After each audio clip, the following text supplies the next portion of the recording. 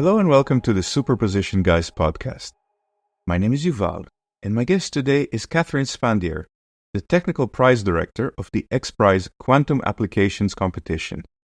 The competition aims to discover quantum algorithms that demonstrate quantum advantage for real-world problems, with a $5 million prize purse divided over 3 years. Kathrin describes her role in driving the Quantum Applications competition, explains the application process, the types of problem targeted, the importance of collaboration among participants, and much more. We hope you enjoy this episode. Hello, Kathrin. Thank you for joining me today. Thanks for having me, Yuval. I'm very excited to be here, and I'm looking forward to our conversation. Wonderful. So who are you and what do you do? So I am currently the Technical Prize Director of XPRIZE Quantum Applications. I started this role about 2 months ago. Before that, I was a quantum technology evangelist at Quantinuum. My focus was on TCAT, so the Quantinuum's open source quantum SDK. I was traveling around universities and tell people about, the SDK and how it works. I was very much involved in university and outreach, I would say.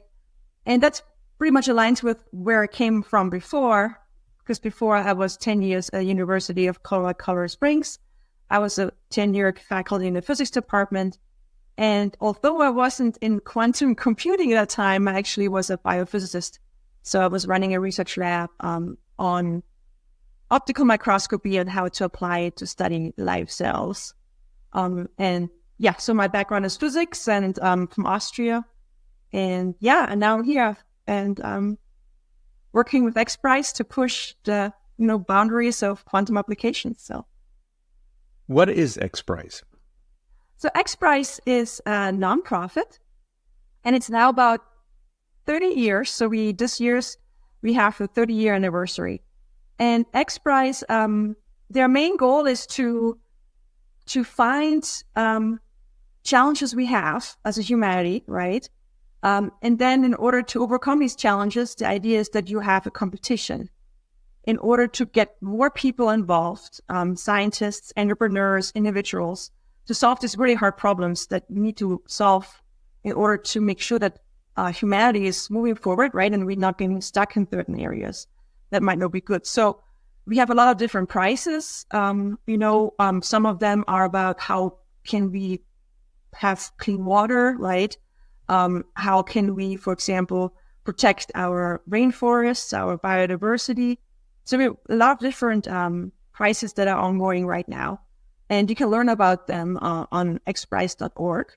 But pretty much the idea is you have a competition, you have very tough problems, and XPRIZE is trying to make the competitions audacious, right? So something that is more, I don't know, how should I say, it pushes you to do more than you normally would do in everyday life, I guess. So there's a lot of information out there you can read out, but it's 30 years now. I think over the 30 years, there's like 10,000 innovators that have joined XPRIZE. So the community is quite big. It's growing. The quantum challenge of XPRIZE is probably not 30 years old. When did it launch and what is the challenge? What's the challenge? What's the prize? What can you tell us about the quantum challenge? Yeah, so the Quantum Challenge, it launched in March of this year, and it's so March of this year, right? So it is a 3-year competition, Quantum Applications, and we have our title sponsors, Google Quantum AI, and then Jesta. So they came together to form this prize in the 3-year competition. And the idea here is that in 3 years, we hopefully have teams that join, and we are hopeful that we come up with an algorithm that actually can have quantum advantage for a real-world problem. So the idea here is that you have these global challenges again. So what XPRIZE kind of the main competitions are about. And we are trying to make sure that when quantum computing gets to a point where you have very good hardware where you can solve challenging problems, that we also have the algorithms that can support running very meaningful problems. But we are a little bit behind with algorithm development. So the competition is about finding these algorithms that have quantum advantage and then also solve meaningful problems that help humanity to move forward. If a team is so lucky and so smart to win the prize, how much is the prize, or what is the prize? So the prize purse overall over the 3 years is $5 million.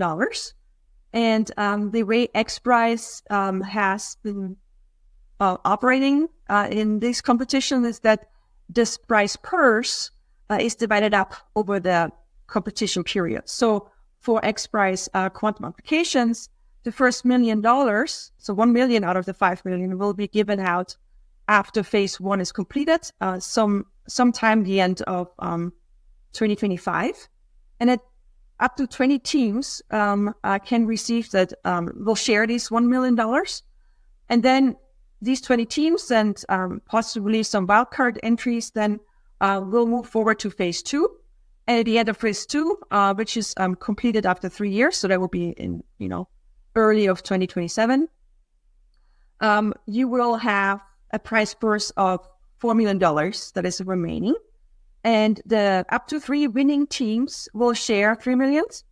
And then we're going to have some runner-ups, possibly 2 to 5, that will share $1 million. What does it take to apply? Do I need to select a problem or to suggest a problem?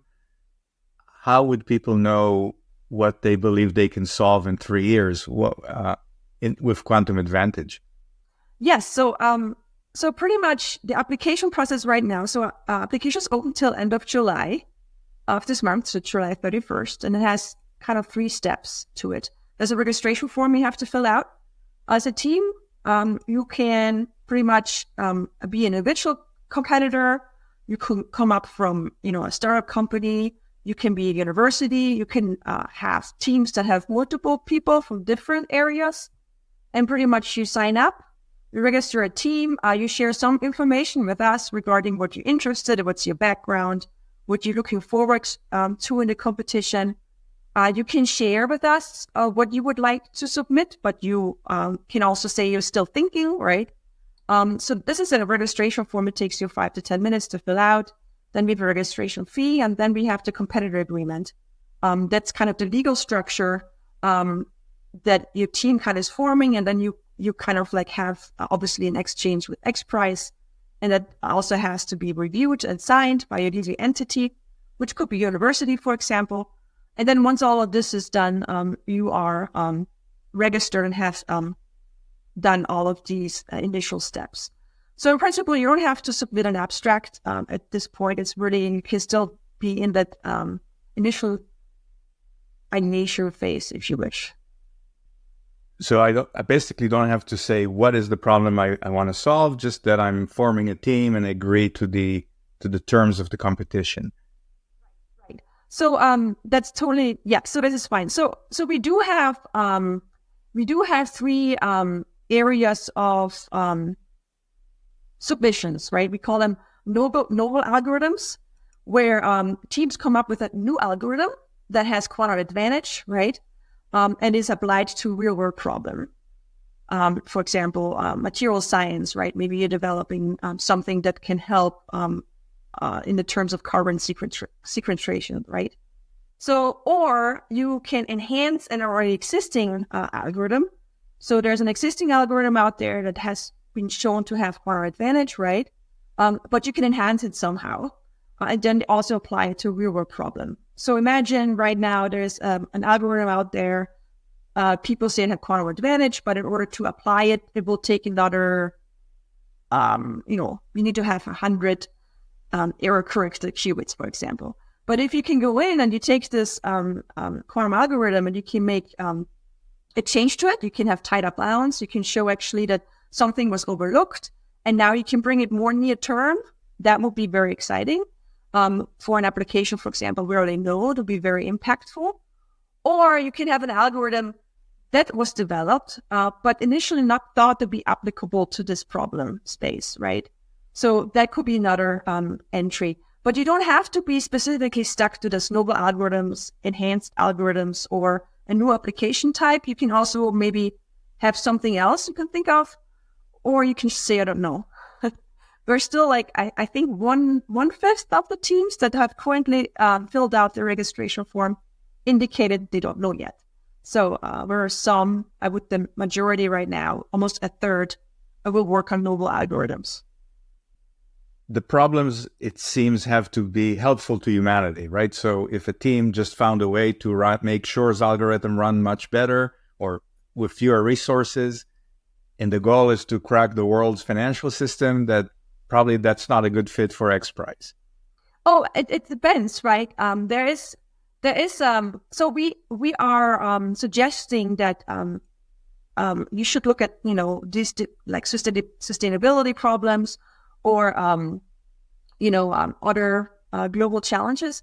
But in any case, you have to make as a team, you make the argument of why it's important, right?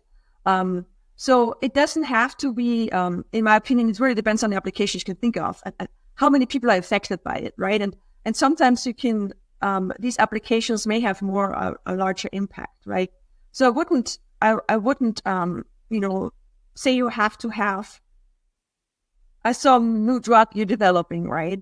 It could be, but I think that the problem space is pretty wide, and the judging criteria are fairly distributed, right? So in case you score high in one category, you may score less high in the other, but overall you're still very competitive, right? So I think you can really explore on these things, and you never know. Maybe you come up with a new idea, a new application. So yeah, I wouldn't just be a little bit worried about. I wouldn't be worried about it. Put it this way. What can you tell me about the judges and the judging criteria? Who are they, and what are they looking for? Yeah. So the judges right now, obviously before the prize was launched, there was a lot of, outreach to the current experts in the field. So we have a very diverse group of judges. They're also posted on our website if you go xprize.org, and then prizes, choose the apps prize, if you look there. So we're posting all the judges. So there's obviously support by Google, Quantum AI as the sponsors, one of the sponsors besides Gesta. And then we also have people from Amazon Web Services. We have Harvard University, Microsoft, right? So we do have judges that are very fairly distributed. So it's kind of categories we thought we need right now, but judges are still able to enter and help us, right? So we still have a need for judges.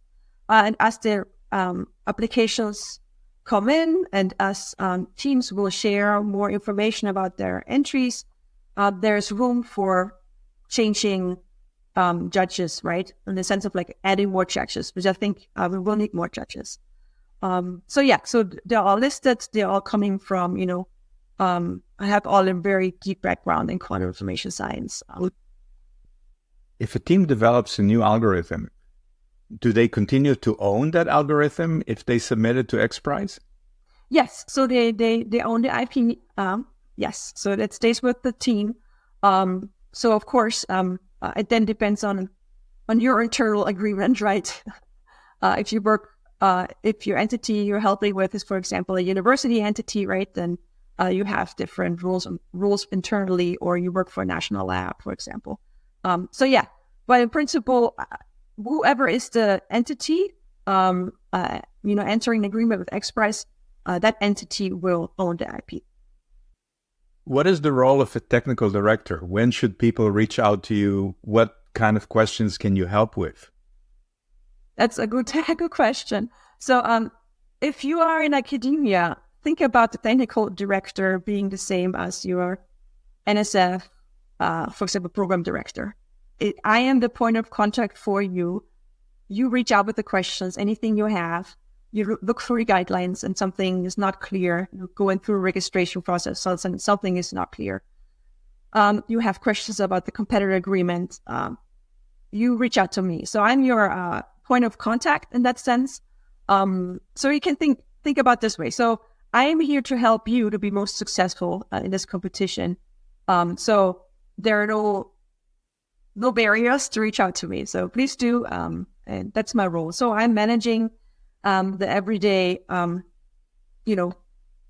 everyday schedule or whatever you want to call of quantum applications competition.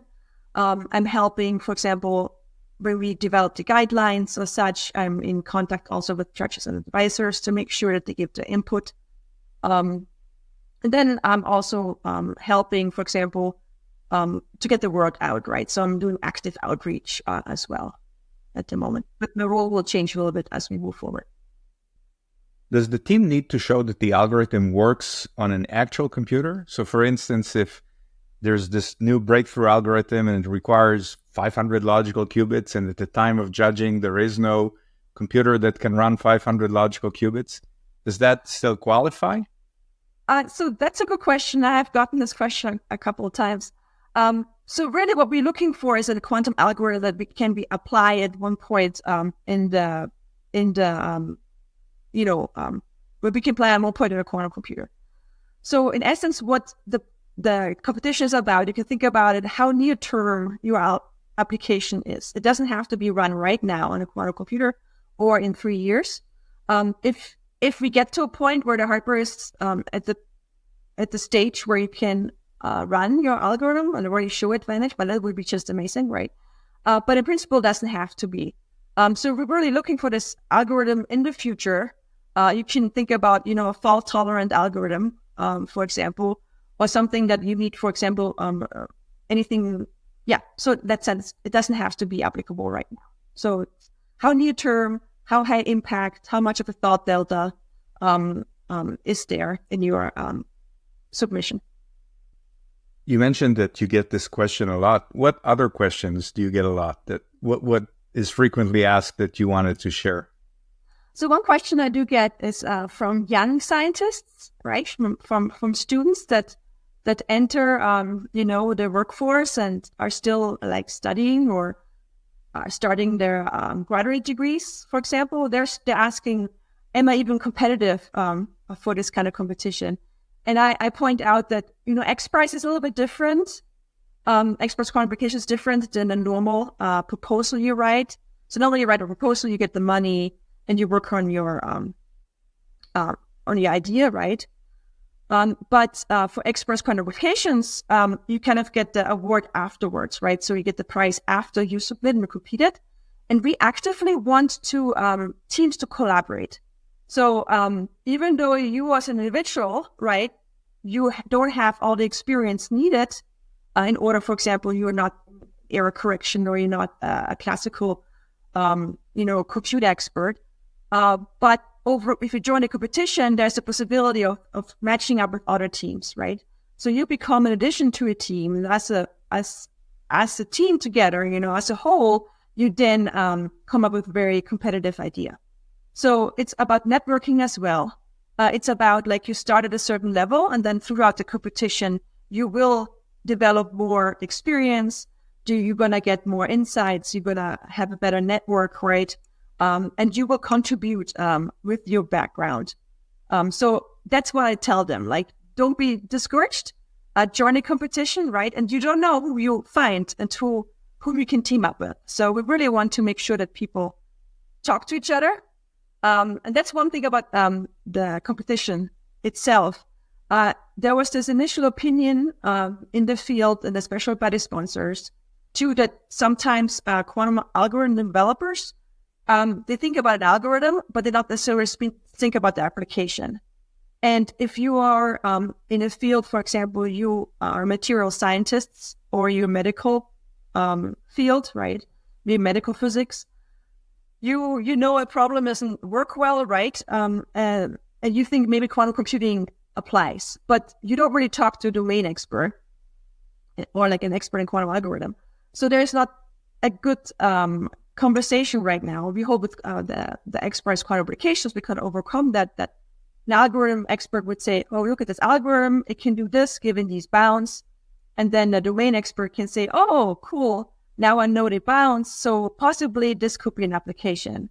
And then there's this exchange that we hope to be able to like amplify more. We need more of that in order to push quantum algorithm development forward. And that was one of the reasons why you have this competition right now.